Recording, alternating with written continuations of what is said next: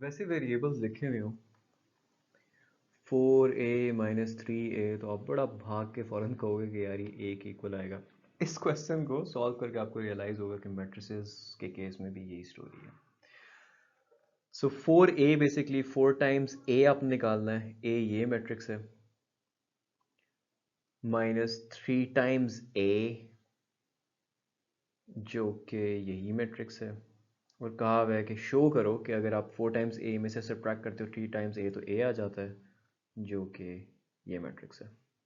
Okay, कर लेते हैं, लेट्स ट्राई दैट।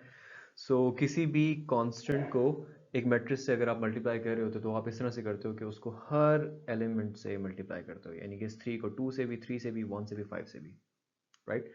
तो if you do that you will get for 2 times 8, for 3 times 12, for 1 times 4, for 5 times 20, and 3 2 times 6, 3 3 times 9, 3 1 times 3, 3 5 times 15।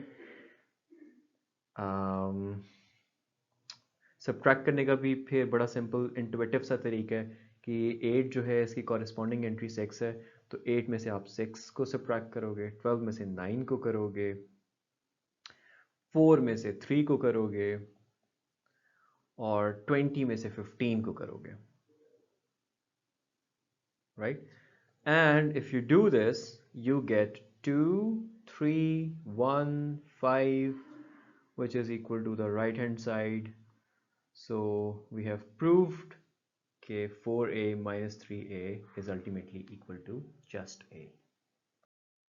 ये question कह रहे हैं कि यार एक मैट्रिक्स है a, iota 0 1 negative iota, show करें कि जब इसकी पावर 4 लेंगे तो आइडेंटिटी मैट्रिक्स आ जाएगा। चलें पहले इसकी पावर स्क्वायर कैलकुलेट कर लेते हैं। Let's start with that. So अगर मैं a स्क्वायर लेता हूँ तो मैं इसको इसको इस मैट्रिक्स को मल्टीप्लाई करूँगा इसी मैट्रिक्स से, राइट। और मल्टीप्लाई करने का तरीका क्या था कि इस रो को इस कॉलम से, फिर इसी रो को दूसरे कॉलम से, right. So let's do that. Iota multiplied by iota, iota square आ जाएगा। 0 मल्टीप्लाइड बाय 1 ऐड करना होगा इसमें, नेक्स्ट जो है कॉरेस्पॉन्डिंग एंट्रीज का प्रोडक्ट, वो 0 आ जाएगा। फिर ये आयोटा मल्टीप्लाई बाय 0 0 आ जाएगा, और ये 0 multiplied by this negative iota will again give you 0। अच्छा जी, फिर इस 1 को आयोटा से मल्टीप्लाई किया तो जी आयोटा आ गया, और इस नेगेटिव आयोटा को 1 से मल्टीप्लाई किया तो नेगेटिव आयोटा आ गया। अब इस 1 को 0 से किया तो 0 आ गया, नेगेटिव आयोटा को नेगेटिव आयोटा से किया तो ये पॉजिटिव आयोटा स्क्वायर आ गया। ओके, आयोटा स्क्वायर -1 होता है तो उसकी जगह -1 प्लस 0 सिंपली -1, ये 0 बन जाएगा, ये -1 बन जाएगा। तो बेसिकली ये है ए स्क्वायर। अच्छा, सो अभी हमने इसका भी स्क्वायर लेना है पावर 4 करने के लिए। How can we do that? I mean इसको 2 दफ़ा मल्टीप्लाई कर दो ए की पावर 4 के लिए। सो -1 0 0 -1 को आप मल्टीप्लाई कर दो इसी से, -1 into -1 1, 0 into 0 0 into 0, let me pick another color, 0 into 0 plus 0। अच्छा, -1 into 0 0, 0 into -1 सिंपली 0, फिर ये वाला 0, ये वाला -1 0, ये वाला -1, ये वाला 0 0, so many zeros, ये वाला 0, ये वाला 0 0, ये वाला -1, ये वाला -1 will give you +1, right. And अगर इसको आप फर्दर सिंप्लीफाई करो, 1 + 0 आपको सिंपल 1 देता है, वो 0 देगा, ये 0 देगा, ये 1 देगा, and which is the identity matrix। so we just proved it कि इस matrix की power 4 low, we get identity matrix। इसमें कहा हुआ है कि x और y फाइंड करें अगर ये दो matrices इक्वल हैं। And if I take you थोड़ी सी अलग रोड पे और मैं कहूँ कि यार आपसे पूछूं कि यार ये 2a इक्वल्स 2 की पावर 11 है तो a क्या होगा, तो लॉजिकली आप कहोगे यार ये दोनों चीज़ें इक्वल हैं, इनकी बेसिस इक्वल है तो पावर्स भी इक्वल होनी चाहिए, है ना। और अगर 2a + y लिखा हुआ है 2 की पावर आई डोंट नो 80 के इक्वल लेट्स से। अगेन इधर 2 की पावर ये है तो ये इक्वल होनी चाहिए उसके। तो वही लॉजिक है मैट्रिसेस के इक्वल होने में कि अगर ये इक्वल है तो इनकी सारी जो कॉरस्पॉन्डिंग चीज़ें हैं वो इक्वल होंगी, right? So you can write it कि since the two matrices are equal, their corresponding elements should also be equal, right? Uh, that means कि ये जो x plus 3 है वो इक्वल होगा 2 के, और ये 3y minus 4 जो है वो भी उसकी भी कॉरस्पॉन्डिंग एंट्री 2 है तो 2 के इक्वल होगा। तो यहाँ से आपके पास x आ जाएगा 2 minus 3 which is equal to minus 1, so x निकल आया। y आ जाएगा जी 3y equals 2 plus 4 equals 4 5 6, so 3y equals 6, y equals 6 by 3 which is 2, and just like that you found x which is minus 1, and we have found 2 y which is equal to 2. That's it. अच्छा जी, so इस question में ये question number 8 है, इसमें आपको matrix बताया हुआ है, उसका स्क्वायर बताया हुआ है और कहा है a और b फाइंड आउट करो। चलें, स्क्वायर बताया हुआ है, हम अगर वैसे स्क्वायर लेते हैं क्योंकि a जो है वो 1 2 a b के इक्वल है, तो a स्क्वायर जो होगा इसका वो 1a 2b multiplied by the same thing 1 2ab होगा। अगेन कैसे मल्टीप्लाई करेंगे, इस रो को इस कॉलम के साथ, फिर इसी रो को इस कॉलम के साथ, फिर इस वाली रो को इस कॉलम के साथ, और लास्ट में इसी रो को इस वाले कॉलम के साथ, right? So let's do that, and once you do that you get this. अच्छा, ये आ गया। अब ये हमें पता है कि we have already been told कि this is further equal to, मतलब उसने ऑलरेडी बताया हुआ है कि ये जो स्क्वायर है वो 0 0 0 0 के इक्वल है। तो अब कॉरेस्पॉन्डिंग एंट्रीज को कंपेयर कर लेते हैं। कंपेयरिंग कॉरेस्पॉन्डिंग एंट्रीज मींस कि ये 1 प्लस 2a जो है ये 0 के इक्वल है, और 2 प्लस 2b जो है ये वाली जो है वो इस एंट्री के इक्वल है। अच्छा जी, ऊपर लिख लेता हूँ इसको। सो 1 प्लस 2a जो है वो 0 के इक्वल है, यानी कि 2a माइनस 1 के इक्वल है, यानी कि a जो है वो माइनस 1/2 आ गया। लो जी, और इधर 2 प्लस 2b जो है वो 0 के इक्वल है, तो 2b माइनस 2 आ गया, और b जो है वो माइनस 1 आ गया। There you go. ये क्वेश्चन नंबर 10 में कह रहे हैं कि अगर A मैट्रिक्स ये है और B मैट्रिक्स ये है, तो ये शो करें कि A प्लस बी का ट्रांसपोज लेना इज इक्वल टू A का ट्रांसपोज लेना और उसमें ऐड करना B का ट्रांसपोज। ट्रांसपोज क्या है, इसका मैंने अलग से कोई इस तरह से आपको कॉन्सेप्ट नहीं बताया था क्योंकि it's a very simple concept. जब आप किसी मैट्रिक्स का ट्रांसपोज लेते हो तो आप रोज को कॉलम्स और कॉलम्स को रोज में चेंज कर जाते हो। जैसे A को अगर मैं लिखूं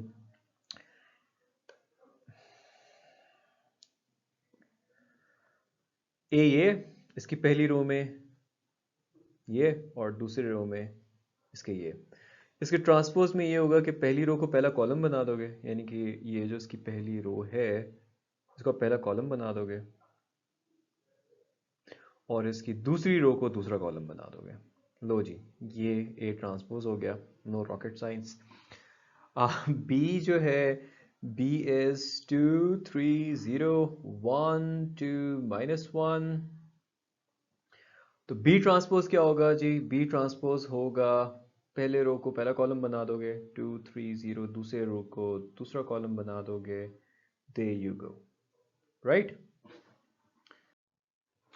सो अब हमारे पास ए और बी के ट्रांसपोज आ गए हैं। अब हम ए प्लस बी भी फाइंड आउट कर लेते हैं। सो ए प्लस बी आप अगर फाइंड आउट करते हो तो आपने बेसिकली दोनों मैट्रिसेस को सिंपली ऐड करना है। ए ये है प्लस बी ये है, इनकी corresponding, focus on the word corresponding entries को ऐड करना है।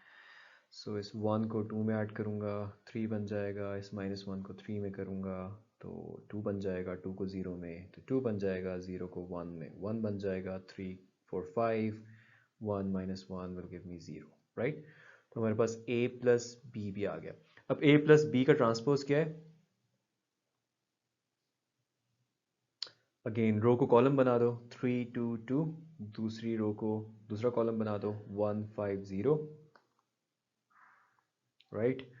अब उधर हम A ट्रांसपोज और B ट्रांसपोज को ऐड करके देख लेते हैं, और A transpose plus B transpose अगर हम करते हैं तो हमारे पास 1 -1 2 0 3 1 plus 2 3 0 1 2 -1, and if we do that it gives you 3 2 2 1 5 0. So we just proved कि A प्लस बी एंड में ट्रांसपोज करो या A और B का अलग अलग से ट्रांसपोज करके ऐड करो, it will be equal. And में आप ये लिख लोगे यार, so you know A plus B whole transpose plus is equal to A transpose plus B transpose is equal to this matrix. इस क्वेश्चन में एक मैट्रिक्स X है, मुझे कैसे पता है मैट्रिक्स है? क्योंकि कैपिटल है लेटर, वो मल्टीप्लाई ओवर एक और मैट्रिक्स है और वो इक्वल टू है किसी और मैट्रिक्स के। सो लेट्स से कि ये वाला मैट्रिक्स जो है A है and this one is B। तो होगा क्या कि हम इसको लिख सकते हैं कि x इंटू ए आ रहा है इक्वल टू बी। और अगर हमने बेसिकली मैट्रिसेस की वर्ल्ड में a को वहाँ पे लेके जाना जो है ना, वो उस तरह से एक्यूरेट नहीं होता, बट आप उसको इस तरह से देख सकते हो कि मैं a को a इनवर्स से मल्टीप्लाई कर रहा हूँ और वहाँ पे b को a इनवर्स से मल्टीप्लाई कर रहा हूँ। अब मैट्रिसेस की वर्ल्ड में भी अभी इनवर्स मल्टीप्लाई होता है किसी मैट्रिक्स से, तो वो जो मैट्रिसेस की वर्ल्ड का वन है आइडेंटिटी मैट्रिक्स, वो दे देते हैं जिसको आप किसी चीज़ से भी मल्टीप्लाई करो तो वही आ जाता है। सो लॉन्ग स्टोरी शॉर्ट, ये जो है आपका वन बन जाना है मैट्रिसेस की वर्ल्ड का, और वो एक्स मैट्रिक्स से मल्टीप्लाई होकर एक्स ही आ जाएगा, तो उसको मैं एक्स लिख दूंगा और यहाँ पे B A inverse. By the way one thing, इस बी, ये जो B A into A inverse है ना, this is not equal to A inverse into B. Matrices के अंदर जो मल्टीप्लिकेशन है ना वो कम्यूटेटिव नहीं होती है। जैसे नंबर्स की वर्ल्ड में तो 2 मल्टीप्लाई बाय 3 भी 6 आता है और 3 मल्टीप्लाई बाय 2 भी 6 आता है, मैट्रिसेस में आपने ये नहीं करना। खैर, सो इसको आप इसी तरह से रखो जहन में कि इधर ए के राइट साइड पे इनवर्स लगाया ना, उसको एलिमिनेट करने के लिए इधर बी के राइट साइड पे इनवर्स लगाएंगे। अब बी हमें पता है, सिर्फ हमने ए इनवर्स निकालना है। A inverse would be adjoint of A over A determinant. Adjoint में हम क्या करते हैं कि इनकी प्लेस चेंज कर देते हैं और इनके साइंस चेंज कर देते हैं। तो 1 और 5 का प्लेस चेंज हो जाएगा, 2 का साइन चेंज होकर -2 हो जाएगा, नीचे वाले -2 का +2 हो जाएगा, और ये सारा डिवाइड हो रहा होगा डिटर्मिनेंट से। डिटर्मिनेंट क्या होता है? डिटर्मिनेंट जो है वो 5 और 1 का प्रोडक्ट, 5 उसमें से सब्ट्रैक्ट कर दोगे इनका प्रोडक्ट जो कि -4 है, तो ये 5 6 8 9 बन रहा है। तो ए इनवर्स जो है वो बेसिकली ये डिनोमिनेटर में 9 आ जाएगा ना। सो बेसिकली 9 पूरे मैट्रिक्स को डिवाइड कर रहा है, तो मैं इसको सिंपल ये भी कह सकता हूँ कि 1/9 मल्टीप्लाई हो रहा है इस मैट्रिक्स से, ठीक है। सो ये ए इनवर्स आ गया। नाउ एक्स क्या था? एक्स था जी B into A inverse, right. यानी कि बी मैट्रिक्स ये है -1 12 5 3 इंटू ए इनवर्स जो कि ये है, मल्टीप्लाई हो रहा है इस चीज़ से जो कि ये है। तो 1/9 को बिल्कुल साइड पे ले जाते हैं क्योंकि वो एक कांस्टेंट है, अल्टीमेटली वो हर उससे मल्टीप्लाई हो रहा होगा। तो इधर ले जाता हूँ, इन दो मैट्रिसेस को मल्टीप्लाई करते हैं जिनको वैसे ही मल्टीप्लाई करना था जैसे जिस तरीके से हम अभी तक करते आ रहे हैं। बाय दैट आई मीन कि हम पहले इस रो को इस कॉलम से करेंगे, फिर इस ही रो को इस कॉलम से करेंगे, फिर हम नीचे आ जाएंगे, इस रो को इस कॉलम से करेंगे, और फिर हम इस रो को इस कॉलम से करेंगे। And if we do that we will get this. इसके लिखने में वो जो एक मिड का स्टेप है जिसमें आपने बेसिकली वो सारी वर्किंग दिखानी होती है, वो मैंने स्किप कर दिया है. I want you to do that on your own and I want you to include that when you are solving your paper. Anyway, ये 9 जो अंदर सबको डिवाइड कर देगा, 9 जब 9 को डिवाइड करेगा तो 1 आ जाएगा, 27 को डिवाइड करेगा तो 3 आ जाएगा, 18 को डिवाइड करेगा तो 2 आ जाएगा, -9 को डिवाइड करेगा तो -1 आ जाएगा. There you go, we have found the matrix X.